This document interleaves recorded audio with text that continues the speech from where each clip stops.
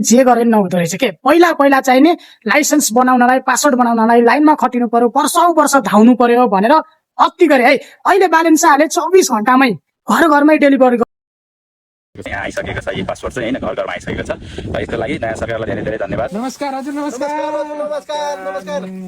के रे रोशन रामनाम हुनुहुन्छ? रोशन रामनाम यहाँ अहिले छैन, बाहिर छ। को हुनुहुन्छ उहाँ हजुर? उसको बाबा हुँ म।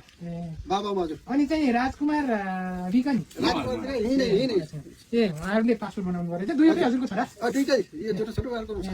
दुईवटाको त्यो राजधानी बनाउनु गरेको थियो जिल्ला प्रशासन कार्यालय होइन हजुर। त्यो राजधानी चाहिँ अहिले घर घर पुऱ्याउने भन्ने सरकारको निर्देशन हजुर। होइन हामी चाहिँ घरमा राम्रो छ यो। मात्रै जिल्ला होला कार्यालय है हजुर। घरमै आछ अहिले चाहिँ घर घरमा आउने सिस्टम भयो। अहिले सिस्टम राम्रो छ, डेलिभरी छ अहिले। अहिले बालेन सरकारले राम्रो कार्यक्रमहरू राख्नुभएको छ उहाँलाई। घर घरमै डेलिभरी गर्दा पनि अहिले फेरि के भन्दैछ थाहा छ?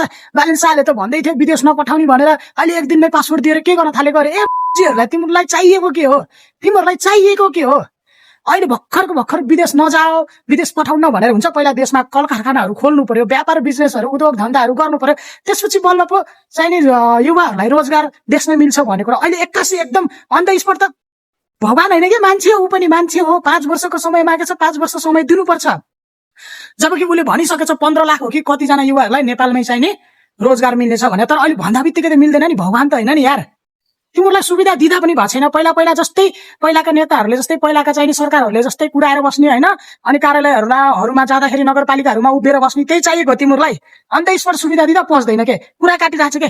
विदेश पठाउन भनेको थियो त अहिले एक दिनमै पासपोर्ट दिएर एक दिनमै श्रम उस गराएर के गर्न खोजेको गरे के तिमीहरूको गर्न खोजेको?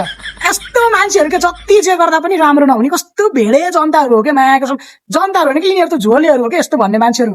अरे यार भन्दा बित्तिकै देशमा रोजगार कहाँबाट आउँछ? अनि जान्छु भनेकोलाई हामीले जबरजस्ती रोकेर हुन्छ? विदेशमा गएर चाहिने काम गरेछन्, रेमिटान्स गरेछ र अहिले देशमा अलिकति हेल्प भएछ, सहयोग भएछ। देशमै सबै काम कुरो भयो भने त सबै नेपालीहरूलाई चाहिँ देशमा फर्काइहालिन्छ नि। नेपालमै एक दिनमै सुविधा मिलेछ, एक दिनमै घरमा पठाछ। विदेश नपठाउने भने थियो त अहिले त आफै पठाउनु लागेको छ, विदेशी दलाल हो भन्दै भुक्न थाले भने के म के बोले भाइ? अब के बोले